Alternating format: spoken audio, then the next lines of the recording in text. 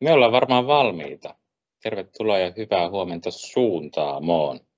Tämä järjestetään tällä kertaa hybridinä, eli meillä on osallistujia verkon välityksellä ja sitten täällä Tulppanitalolla hyvä joukko. Jossain kohtaa lupasin, että en tule järjestämään yhtään hybriditapahtumaa, koska ne on vähän vaikeita ja tämä on jo toinen tällä viikolla, mutta ihan hyvin meni eilinen, vähän isompi tapahtuma ja toivottavasti menee myös tänään. Nämä suuntaamot on tällaisia oppimisen ja yhteiskehittämisen tapahtumia. Niissä tällaisena niin kuin punaisena lankana on henkilökohtainen budjetointi ja sen aiheet, mutta oikeastaan niin kuin ylipäätänsä näissä suuntaamoissa on ollut aina tapana vähän laajemminkin niin kuin käsitellä tällaisia niin kuin ihmislähtöisen tuen järjestämiseen liittyviä teemoja. Meillä oli keväällä esimerkiksi vastaavia tapahtumia monialaisesta yhteistyöstä, vaikuttavuuden mahdollisuuksista ja häiriökysynnästä. Tänään meillä on ilo päästä kuulemaan meidän tärkeää vierasta Simon Duffya. Simon on meille tärkeä henkilö ja yhteistyökumppani. Hän tulee Englannista. Hän on sosiaalipalveluiden uudistaja ja Citizen Networkin perustaja. Tänään tullaan kuulemaan tarkemmin hänen tällaista kansalaisuuden avaimien teoriasta ja henkilökohtaisen budjetoinnin kokemuksista. Simon, it's so great that you are here again. You are our special guest, and it's so nice that we will hear you now for next hour or so. So, please welcome. Thank you, Duffy. Kiitos. It's lovely to be back here. It feels like a kind of strange, special second home coming to Tampere. So yes, I can probably manage this level of control on. Yes, oh look, that worked. So Petri did this very nice thing in setting this up, although I worry that I've done a bad job with that very nice thing. He said, why don't you talk about the keys to citizenship, which is a concept which I developed, 20 years ago, 2002 really. Yes, that's 20 years ago. And self-directed support or personal budgets, which has been something I've been working on for about 30 years. Why don't you bring them together and talk about them together? And I feel like I've probably just thrown lots and lots of things that I'm thinking about together in a way that might be a bit confusing. So I'm sorry if it is confusing, but I hope you can pick something useful out of the wreckage of my brain as I talk about this. So, you know, I represent Citizen Network, and it's strange. I was just thinking as I was sitting here, I'm sure the first ever meeting we had to plan Citizen Network was exactly here in this room. So that's kind of strange. And that was March 2016. So Citizen Network's come a long way since then, although it's still developing. But it's a network of over 1,000 individuals, 249, I think, at last count, groups and organizations. And just last week, we launched the co-op, which is the kind of the body underneath that, which kind of trying to support it all happening, of which KVPS is a founding member. But I'm also coming from the self-directed support network, which is really also something else that KVPS has really helped bring into the world, and which is the first ever global network for defining and improving our understanding around self-directed support. And we have partners in not just across Europe, but in Australia, New Zealand, the USA, in Canada, and well, I'm never quite sure whether to include or not include the UK, because I still think we're part of Europe, but whatever the UK is in this story. And this is just a map of the group members of Citizen Network. And another important element of this story is that across Europe, commitment to personal budgets is still growing stronger and stronger. There's still a long journey yet to go. This is a guide that we published last year. No, this says 2022, so it just feels like last year, but it's actually this year, which is the European Roadmap for User-Centered Funding for Long-Term Care and Support. I mean, this is exciting, firstly, because it's their first cross-European statement about what good practice in personal budgets is. It's a European statement, so it's not European policy, but it's got the backing of the European Union. And it's also been developed to really think about everybody with a disability, older people, every kind of need. So it's not just for one group or another group. It's really trying to think comprehensively about how we support each other through the whole of life. So I think that's an exciting play, even though there's still lots of work to do in practice to move us away from institutional systems and institutional thinking. This is an exciting road map on that journey. The big change that I think we're trying to make with self-directed support is this shift, and this is my best attempt at it. So quite a lot of my slides have got the Finnish translations. I still have loads of things from when I was here in Finland, and sometimes when I've come back, some are not. So you're going to get a mishmash as well of Finnish and English. I apologize. And sometimes I'll kind of remember what the Finnish means, but I know what the concept roughly means, but I might have forgotten the exact word, so I apologize. But this is one of the most basic things I think that we're trying to do. We're trying to move away from systems that start with the assumption that what we're going to do is take our money, citizens' money, and we're going to fund some services, and then we're going to put people in those services and hope that works out okay.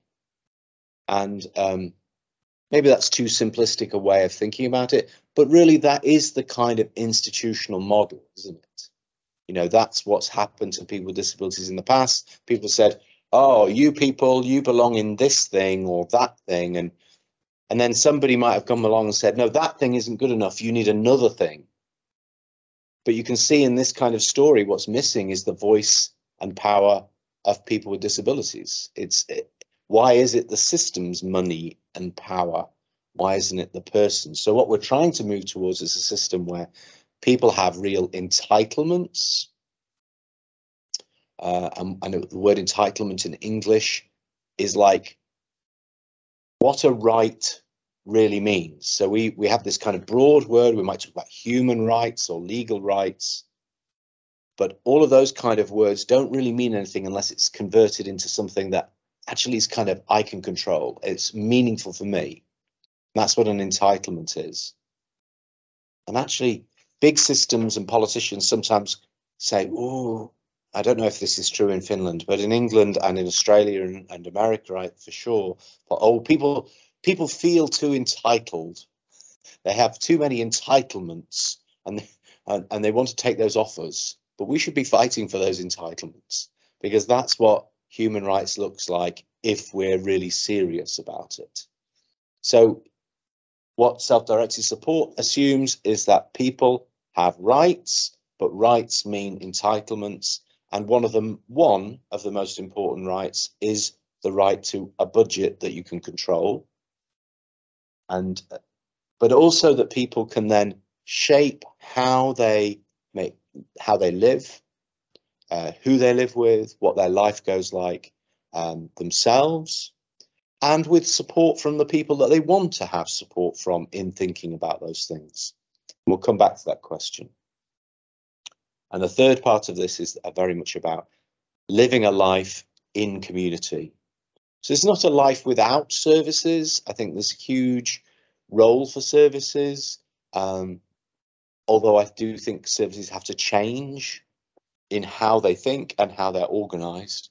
But people find services quite useful if services respect them and respect their community.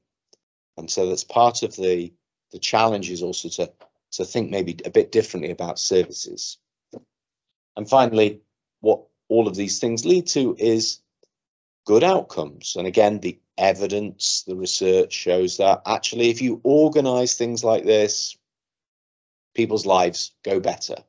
It's not very surprising, but it's very important that the way we think about the life is also reflects what's actually important to people, not what's important to the system. So sometimes we also have this kind of tension between who's deciding what's important. Yes, and that might be one of the slipperiest ways that the system can sometimes try and get back in control. This doesn't just apply to people with disabilities. Yes, in my country, in the United Kingdom, the government has decided, you know, how young people what young people should do when they get to 18, 19 is they must have a job, and they must have a job however bad that job is. And if they've got any spare time at all, it must be spent looking for a job. And I'm quite serious about that. So we've organised our whole benefit system around that theory about what's important to young people. And it's not surprising, therefore, that we also have a mental health crisis for young people, because we've just devalued their sense of what's important, told them that they have no idea what they want, and we've started bullying them. I would describe it as it's kind of government-led bullying. And so these issues aren't just about people with intellectual disabilities or people with disabilities. They're big social issues about who's deciding what's important. How does human development really work? So I must keep an eye on the time, because I can just wander off in all sorts of strange directions. So I'm not going to go through this list in great detail. I just wanted to indicate that the Self-Directed Support Network has, we haven't formally published this, but we've developed a list of what the kind of main principles are for the design of any system of self-directed support. And so we'll hopefully be publishing this fairly soon. So this is one of the purposes of having a community like this, is we can start to say, look, these are the important principles. This is what systems should be looking to develop or replicate in each country. Now I'm getting to the question of citizenship, which is a word that's obviously I've helped develop Citizen Network. I've written a book called Keys to Citizenship. I think the idea of citizenship is really important. It's kind of confusing. I can't even say the Finnish word, that when we translate it into Finnish, I find that word too hard. But one of the problems we have sometimes is it's very easy to confuse citizenship with the idea of having a passport, kind of being an official citizen of a society. Does that make sense? So that's not just, I think, wrong. I think it's almost the opposite of what I mean by citizenship. And I don't think I'm just making up an alternative version of the word citizenship. I think throughout human history, you can see different efforts. I think I think a lot about ancient Greece, but also you can find this in the Bible. I think you can find it in the Kabbalah. You can find a sense of what it means to be in a community where you are sharing responsibility with others for making that community the best that it can be, where you're living a good life, a life of meaning. That's what citizenship is for me.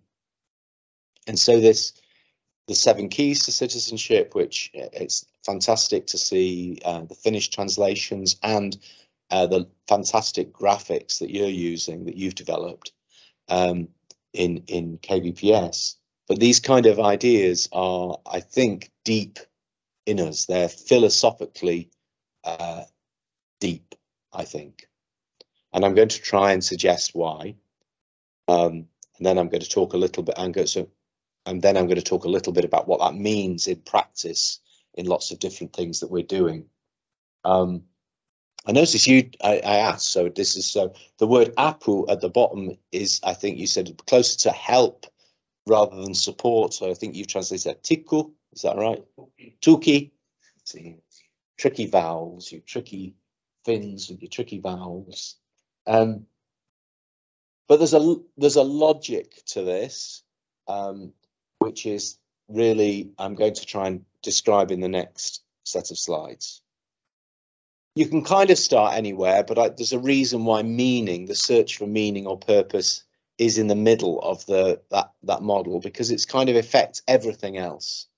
Without paying attention to meaning, you can't really understand what good help looks like. You can't really understand what it means to have a good home or a home of your own, or what your community should look like. So everything kind of goes back to meaning all the time. And of course, the idea of having a life of meaning is fundamentally about having a life that's meaningful to you. That is, it isn't helpful to know that somebody thinks that your life is meaningless or meaningful by their criteria. But what we're talking about is what feels meaningful to you.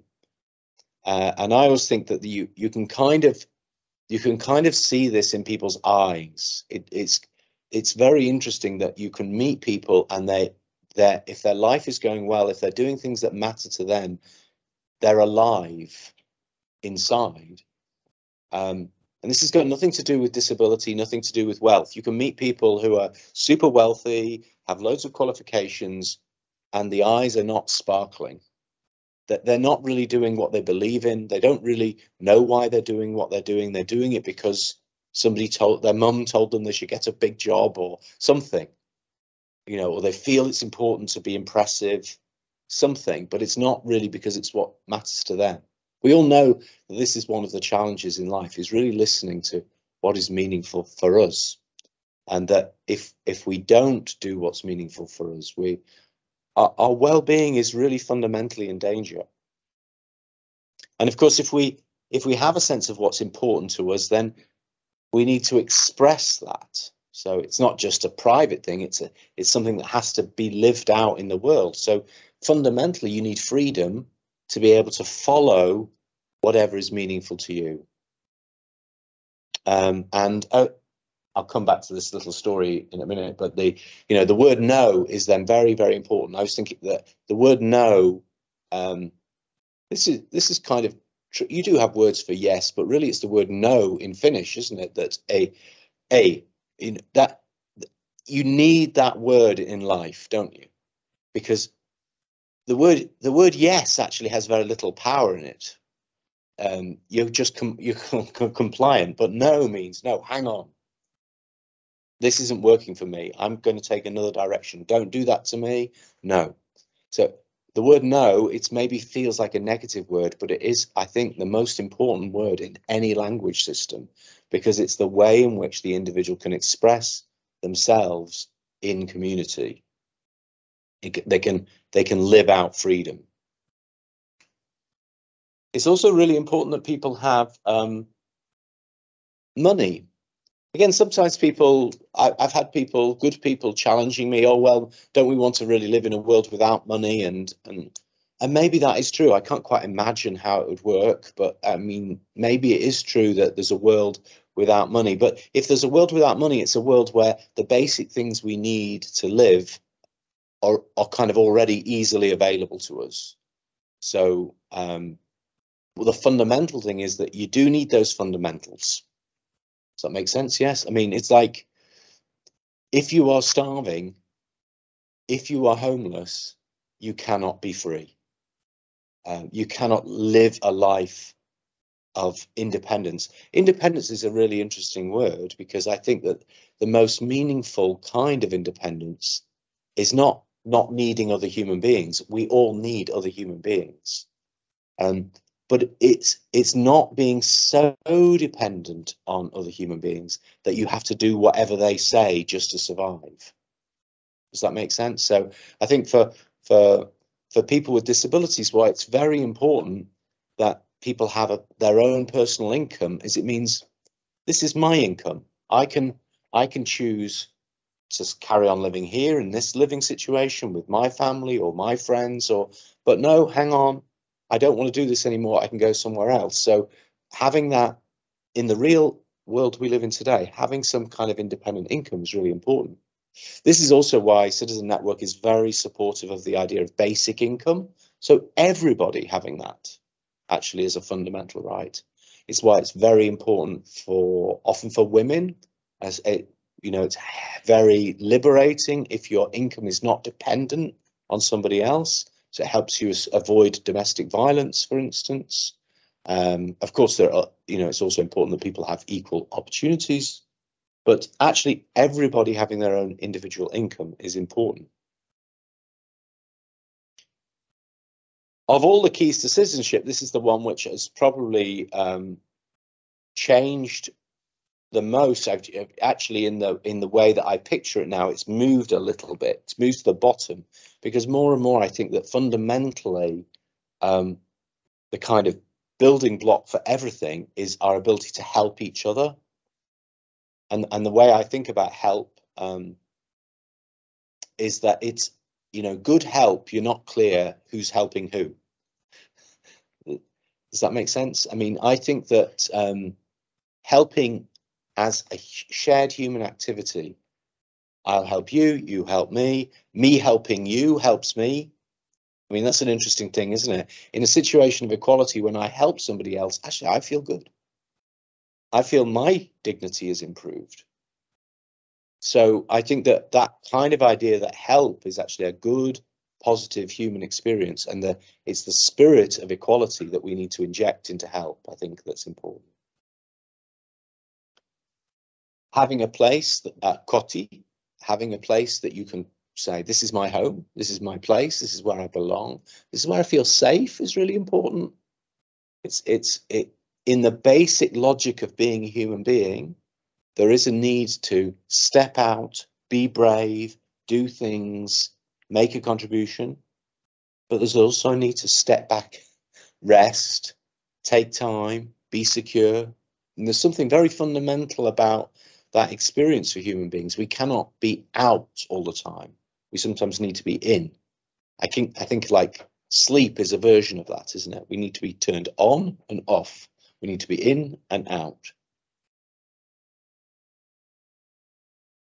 But we do need to in English, we might say, get stuck in to community, live our life by getting involved in the community. And it's almost everything good that we want to do, all the things that we find meaningful, in the end, we'll find the meaning is about sharing our gifts into community.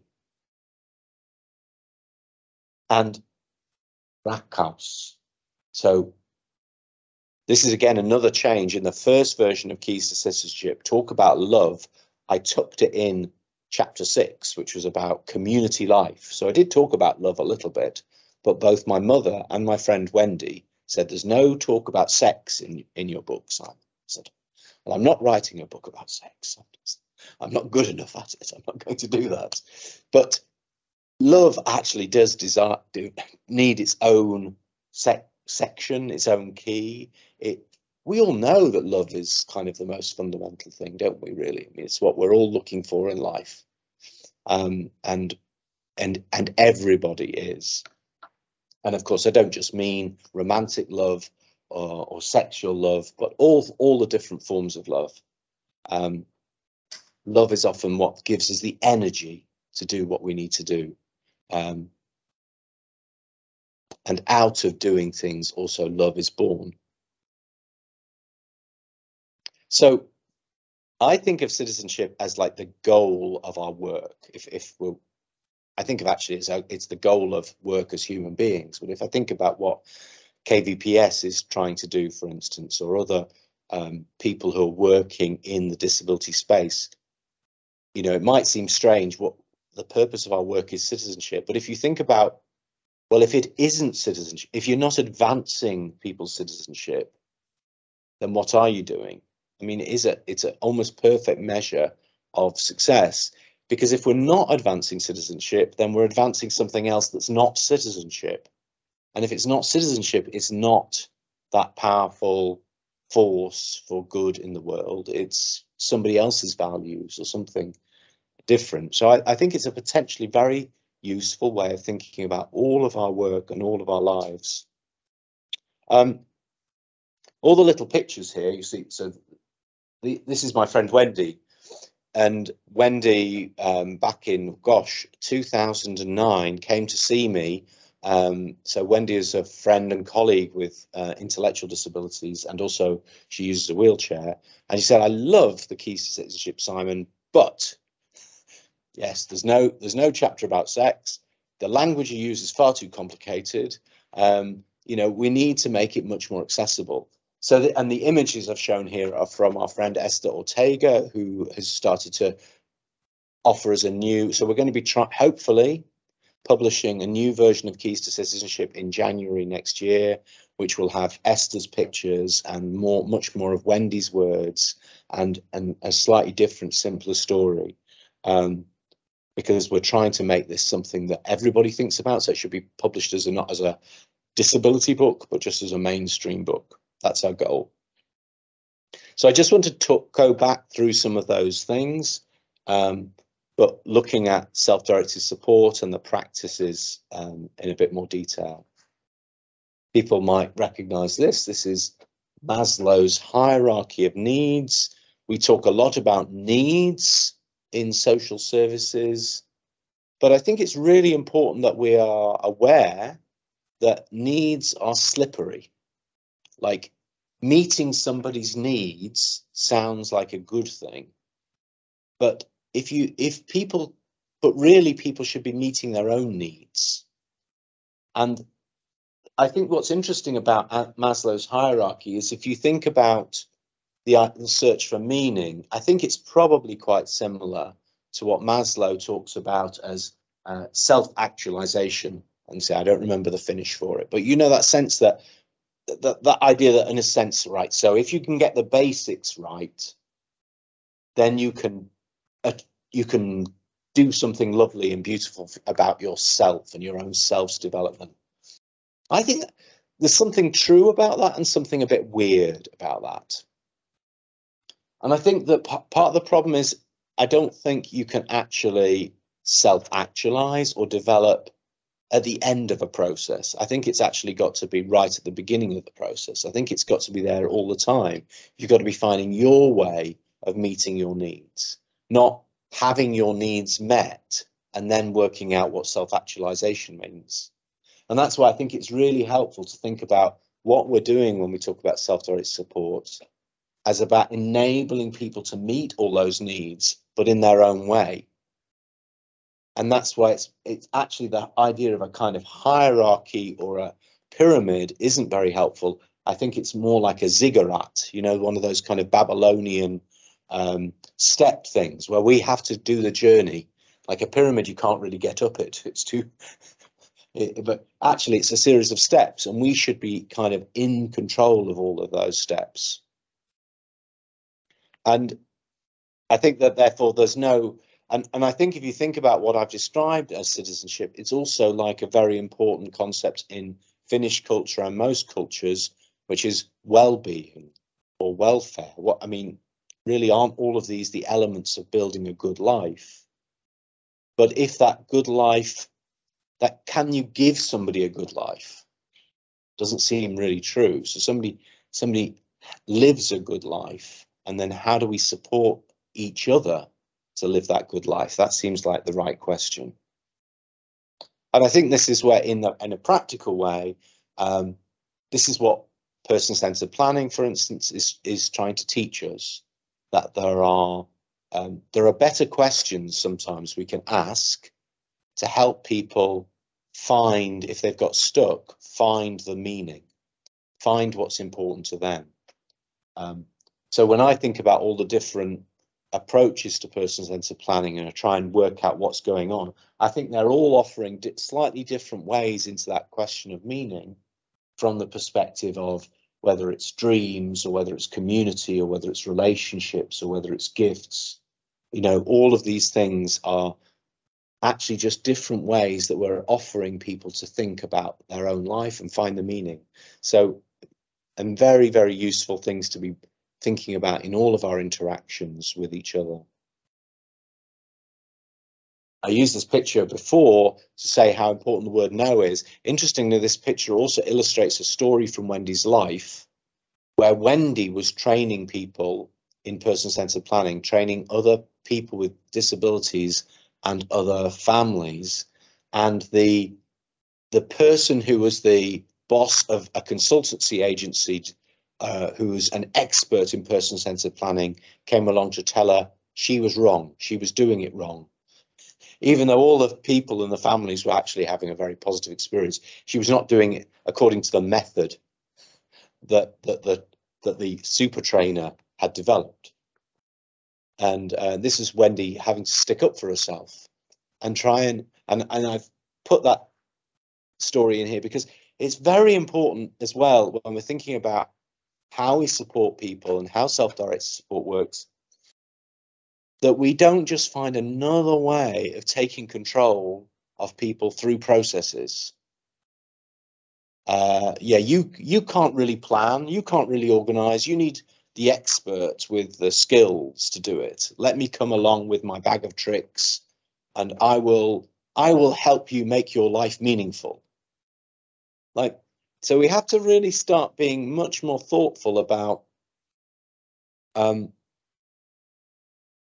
how careful we need to be to respect people's freedom, how all the time we need to be encouraging a sense that actually you can probably figure this out for yourself. Maybe what is it that I can bring to help you take as maximum amount of control over as possible.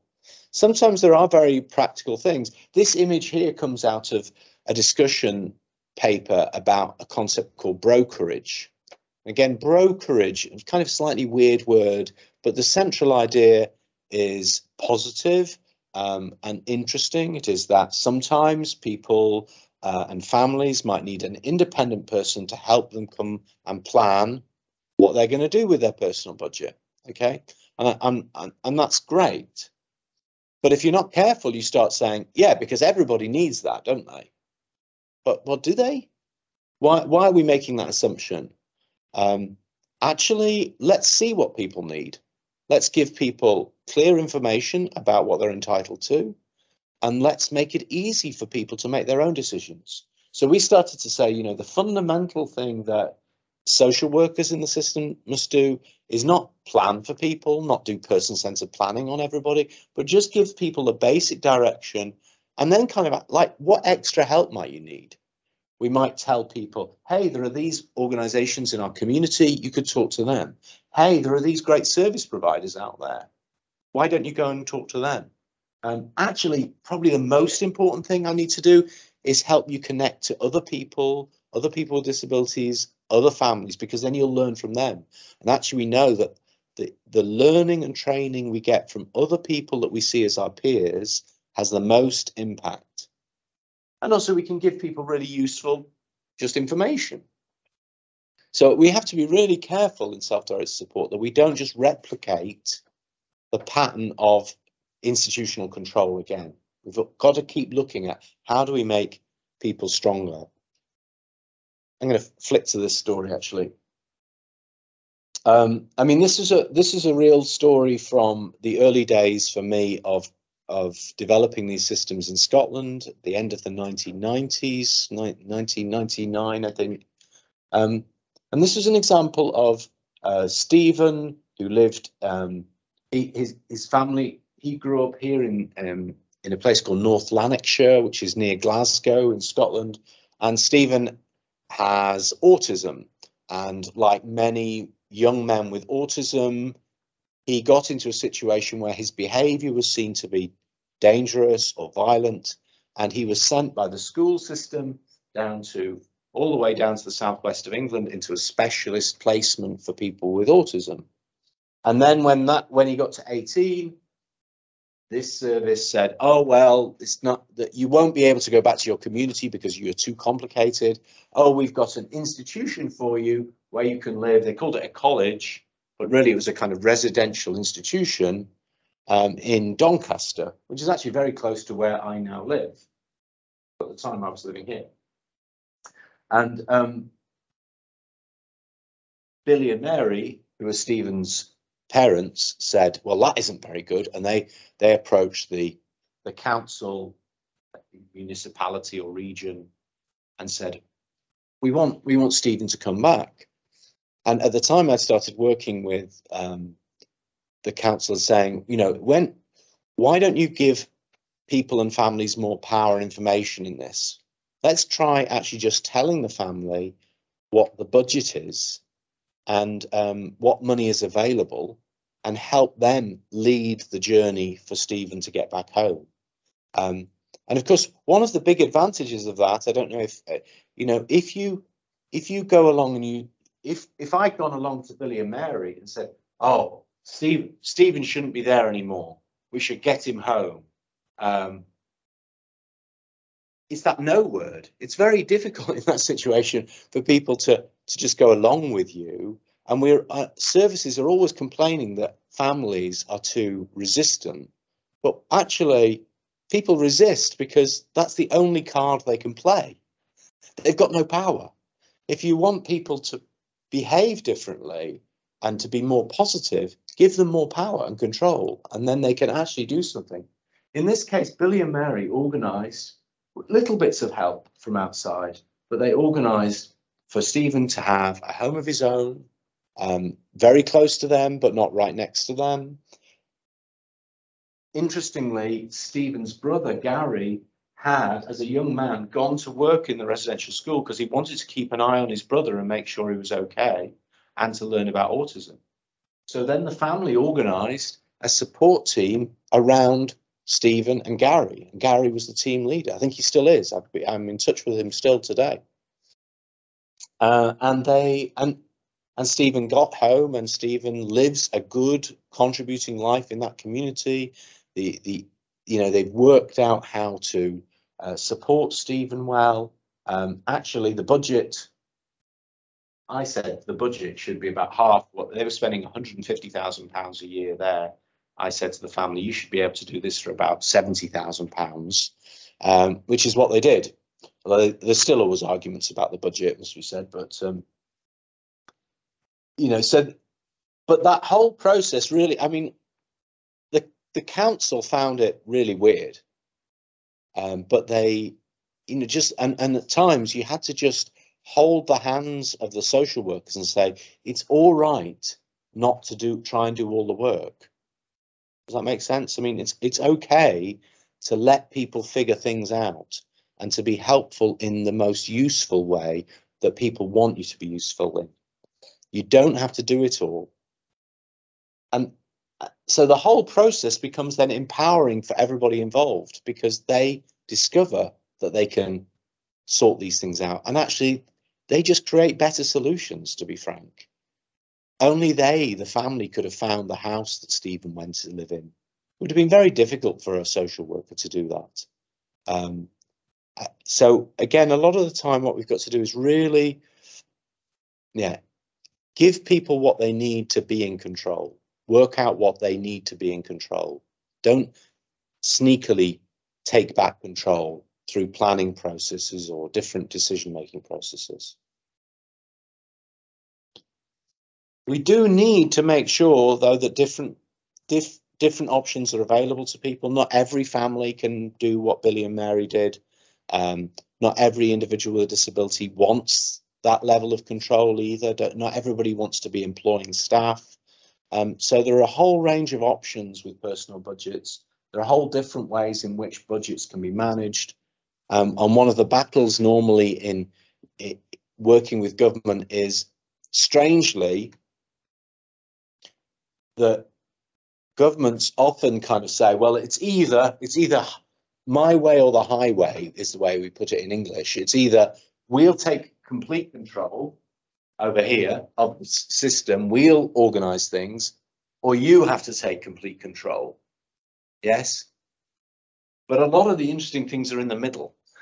A lot of things in life are like that. We want a bit of help, or we want our friends to do something, or we want our family to be more involved, or we want some community support.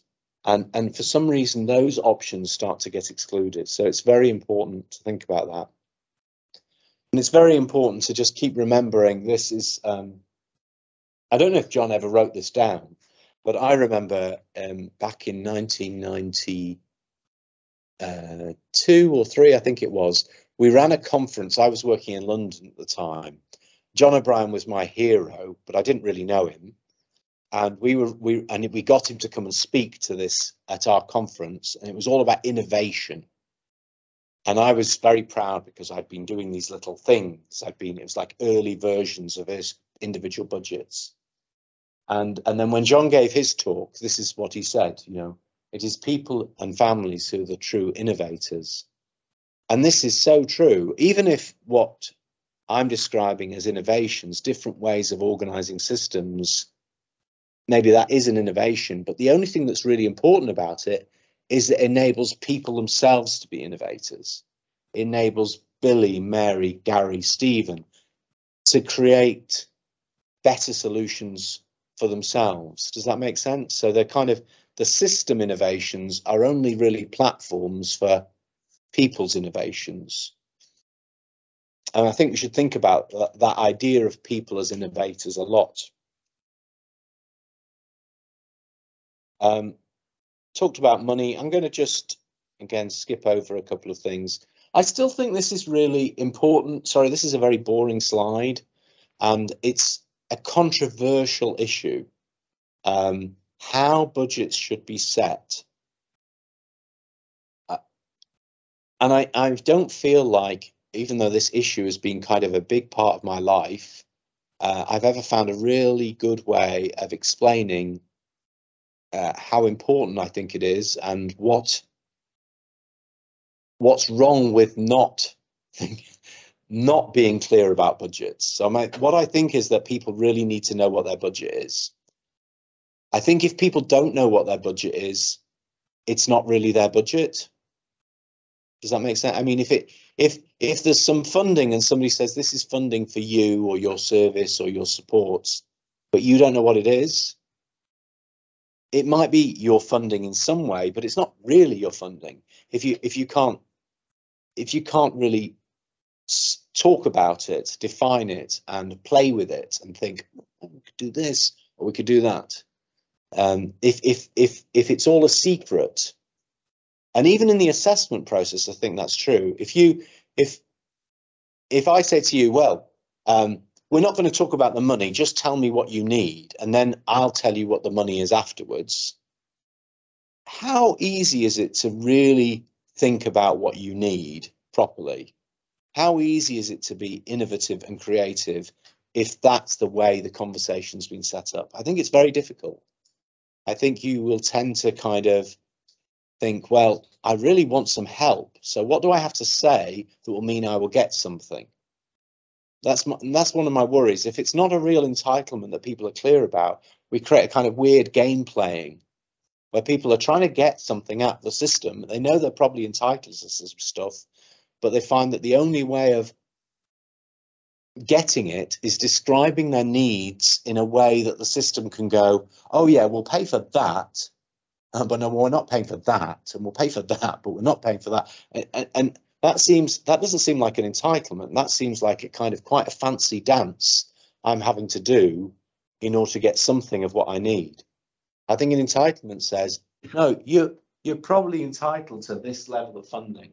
You've got these kind of needs, and that to me feels like what a fairness might look like. I think disability, maybe it is a complex thing, but roughly I think it's still the cost of disability is probably, as like most things are in life and nature, distributed along the normal curve. So people's disabilities, the more complex your disability, the more severe your disability or impairment, you'll need more money. And maybe in extreme cases, we cannot predict what that money is. But at the moment, we're spending money on people's needs. We kind of know what we're spending if we're honest about it. Therefore, why can't people know that? Why can't people know what they're entitled to? And if we did organise things like that, it wouldn't be inflationary. I don't think it wouldn't keep pushing the costs up. It would just say, this is what somebody with your kind of needs. This is what's a fair, reasonable amount. Now it's yours. Figure things out. And maybe we're scared of that, and we feel like we can't let go. But I'm still stuck with that. Feels smarter to me, and more likely to sustain good results. I think it's also important to remember that there are, if we don't respond quickly to people's needs can quickly get worse or grow very much. So this slide comes from working with families whose children went into, in England, an institutional placement called Winterbourne View, which in England was, there was a big scandal. The documentary program went in and filmed abuse at this place. I met quite a few of the families whose children have been in that place.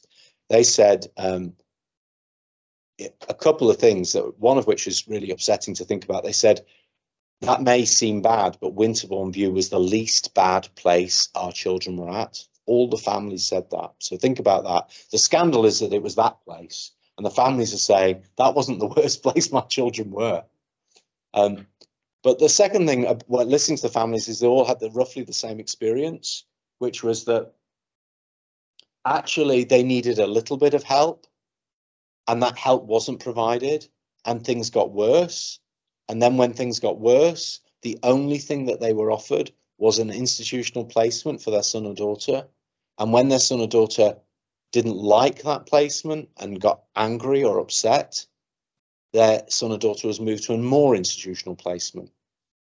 So that was happening to all of these young people. So this is kind of what happens if we don't respond early, if we don't give a bit of attention, and it's not all about money, but give money and time and attention to people when they really need it. I think this is also why we need to be thinking about, again, not just money, but also kind of early help in our system. So this is an Australian model called local area coordination. We published a book about this again, I think earlier this year, but it's all a blur now. But again, a very simple model, comes out of Western Australia, but now being used in different places. I think it might be something to be thinking about. Focus on having somebody in the community, the local area coordinator, who can talk to people early on, find out what's going on, help people stay connected before problems become too big. Really important part of good systems. So it's not all about money, but it is certainly about being clear that we need to support people well and early. So this is one of the things that really strikes me as well. That one of the reasons also, I think, why I've shifted where help is in the keys to citizenship is more and more, I think that what we need to pay attention to is what I would call peer support. When I was first thinking about peer support, when I was thinking a lot about self-directed support, often I'd be thinking about how somebody, when they're planning how to use their personal budgets, how they might get advice or information from another family, from another person with a disability, and that's very powerful. But I think even more powerful from that is to start to see that people with disabilities actually can be fantastic peer supporters. They can be fantastic citizens. They can be fantastic at bringing about community change. So this organisation in Doncaster, called PFG Doncaster, or People Focused Group Doncaster, is, like KVPS, one of the founding co-op members for Citizen Network. And that's a group of 2,500 people with disabilities and mental health problems in the city of Doncaster who help each other. Sounds simple. There's more sophistication underneath. But ultimately, one of the things I've done with the group is start to look at how the way they work, what that would mean economically. And amazingly, when you count all the activities and then compare it to what it would cost for public services to do those activities, you discover that it's worth an amazing £3 million. So well, now the pound has collapsed to that. You don't have to do any conversion to, that's basically 3.2 million euros. On the back of getting a tiny amount of funding. In fact, since we've done this work, the funding from the system has gone up a lot because the system realizes it needs to get behind this because it's so powerful. And I really think that we probably don't, I think we're only at the beginning of understanding how powerful people with disabilities can be when they start to be citizens in communities. Again, I'm going to just pick through some of these things. When we think about having our own place, we can think about the building, of course, and we can think about people's rights, and we can think about people's need for privacy and the people's ability to welcome. We also need to think about how our support is organized differently, I think. How do we support people to genuinely have their own home? I think one of the really important things is to think about how we basically, if we're in the support business, how we work out how to individualize everything. At Inclusion Glasgow, one of the things we did was we individualized power and decision making. Like, so instead of saying, well, we're in charge, we would say, how can we get decisions as close to the person as possible? Now, everybody's different. Like, some people might have family in their lives, some people have no family in their lives. Some people might have friends, some people might not have any friends. And maybe this, how we do this changes. And it isn't just about pushing all the decisions onto one person, but really designing decision making. It should be one of the things we're thinking about if we're interested in good support. Actually, with Stephen's family, we helped them develop a decision-making agreement. What things would Stephen decide? What things would Gary and Stephen decide? What things would Billy and Mary decide? All of these things, because life's complicated. Some things are best done by some people, other people need to do other things. But all of those things have to be done individually.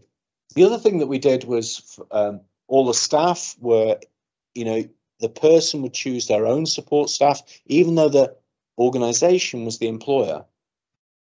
Funding was individualised and people knew what their funding was, but also policies were individualised. And again, I think this is a really important, it's interesting how organisations so quickly end up with generic health and safety policies when there's nothing more dangerous than that. The first principle of good risk management is that you respond to risks on an individual basis. You analyze the risks of that specific situation. So if you have a general policy about lifting and handling, or a general policy about fire, or a general policy about medication, it might work for some people, it might even work for most people, but it definitely won't work for some people because their needs will be different. What we did was we said, right, let's write a guide for developing individual policies, and then each team would have an individual policy around the individual. And this is the sort of stuff that actually makes supported living a possibility, because you're not squeezing people into the same homes, the same services. You're actually thinking about every individual and every individual's needs. This is I think a really nice graph that comes out of looking at the work of Inclusion Glasgow that worked in this spirit, where people were asked, people's lives had improved over a period of time, for some people massively, and people asked, why has my life got better? And like 32% says it's because of the organisation. And somebody said, well, that's not very high, is it? But the fantastic thing is, the organisation has organised itself in a way that all of these other things could be the key to success. Myself, my friends, my family, the group I'm a part of, my neighbours, the voluntary work I do, all of these things. So, but we can only make these other possibilities real by organising on an individual basis so that people can actually have those other factors be real. All of those things are individual factors. So I think this is really important for thinking about good support and respecting the keys to citizenship. I'm watching my watch and I'm skipping that slide. I'm going to skip that slide too. Again, this is, you know, one of the fundamental things. This is an old slide, really. It just talks about how people use their personal budgets. And I just think if there's one thing, when you get people together from around the world interested in personal budgets, if there's one thing they say, it's that what drives them crazy is the way the system won't let people spend the money up in the way that they want to. And we still have this fight all the time. People say well, you can't spend the money on that because it's government money. And I just want to scream. It can't always be government's money. Like, we, the citizens, gave it to the government in the first place, and the government's given it to the person with a disability or the family. So it's their money. And I think this is one of the things that I think is going to be a constant battle until we really change people's thinking. If we want people to really live full life as citizens, then funding flexibility seems pretty essential. Because otherwise, if you slim it all back down to say, well, the only thing, actually, I think it is that what does that say in English? Does anyone translate? Daycare. Daycare, yes. So if that's all of these different ways that people chose to spend the money originally all came from this box. When people got their money, they started spending it in these different ways. But if you say that the only thing you can do is the official thing, that's what you'll just be stuck back with, whatever is on the official menu. The whole point is innovation, going off menu, cooking your own food, developing your own supports. Right.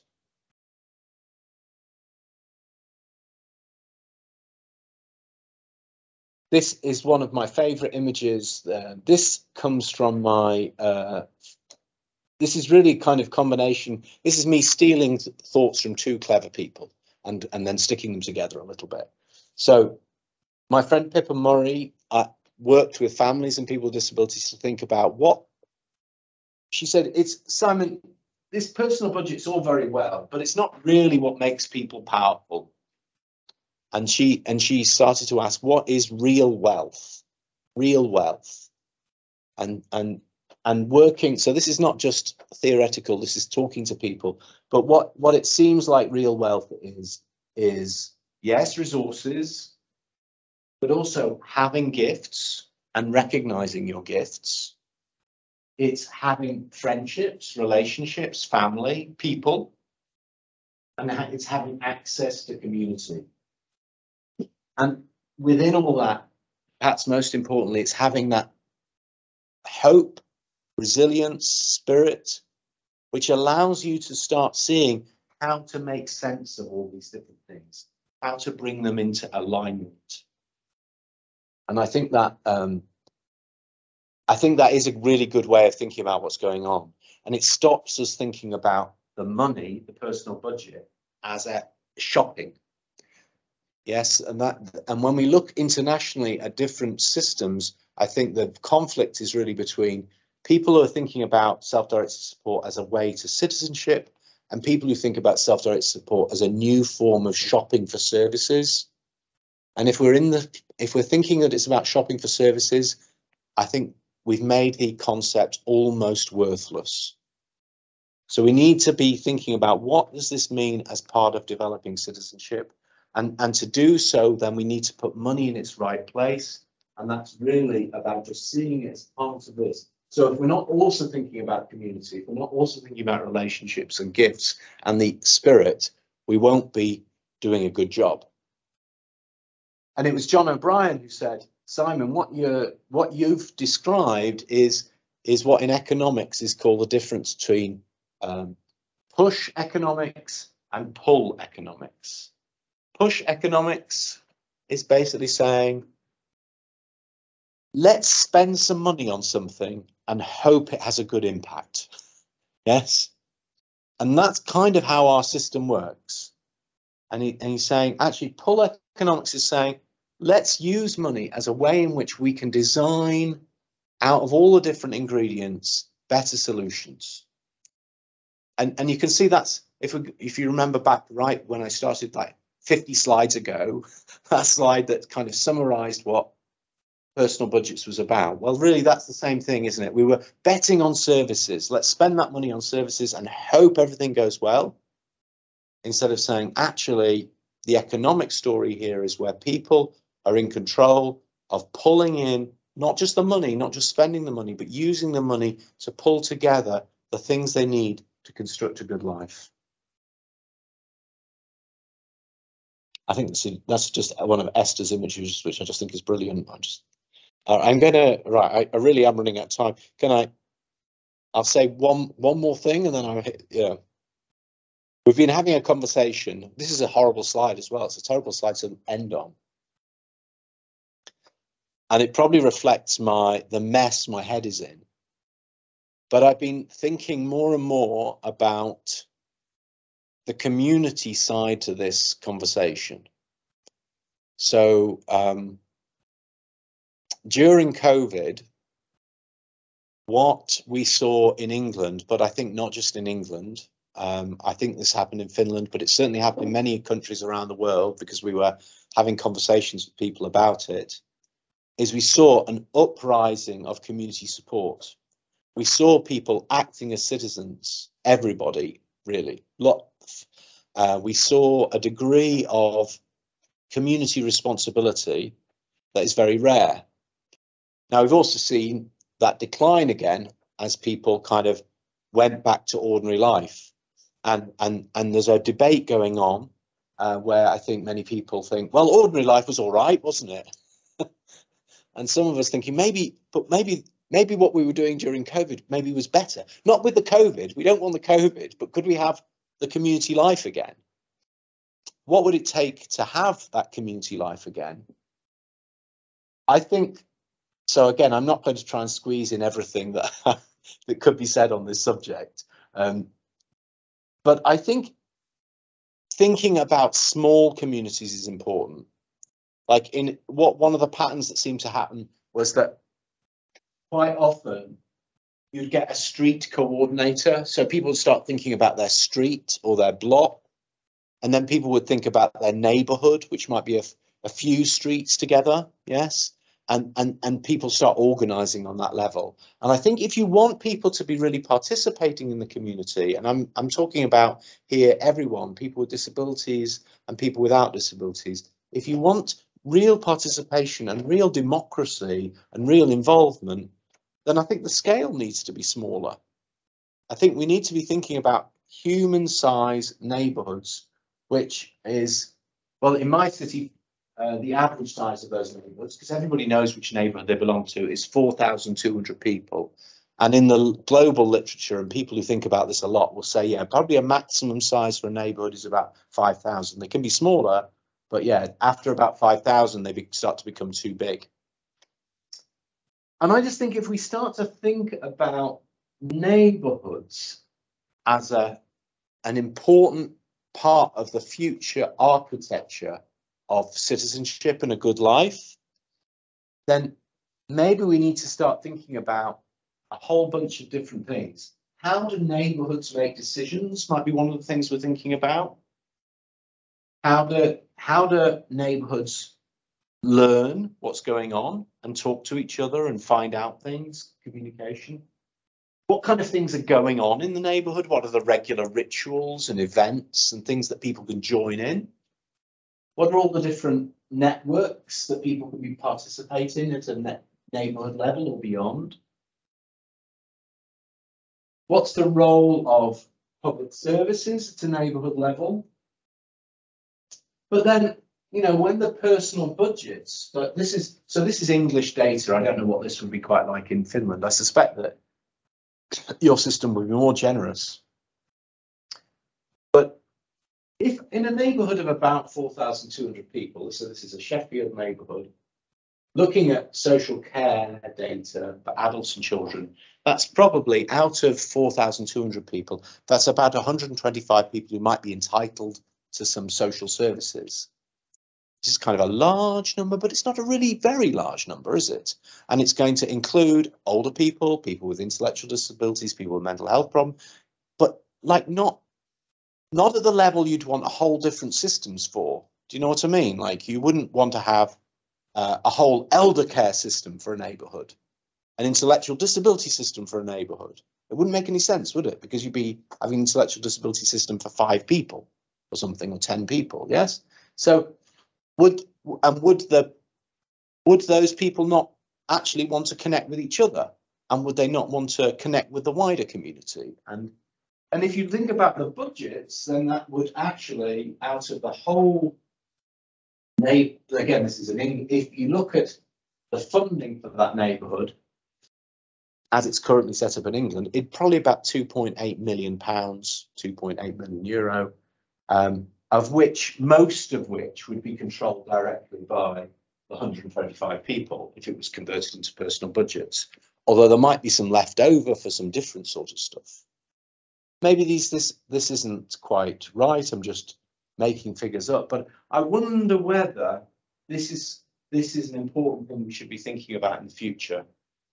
If we're working in the disability world, whether we shouldn't be thinking more and more about the importance of a good neighbourhood, an inclusive neighbourhood, and not just thinking about how do we include ourselves or include people with disabilities in the neighbourhood, however it is, but actually how do we transform the neighbourhood? Because if we could do that within hours with COVID, that's what happened in my experience, I don't see why we couldn't do that properly for the long run. And we do see examples popping up around the world where this is happening. There's a community in England called Frome where they've basically set out to, and pretty much succeeded at, destroying loneliness.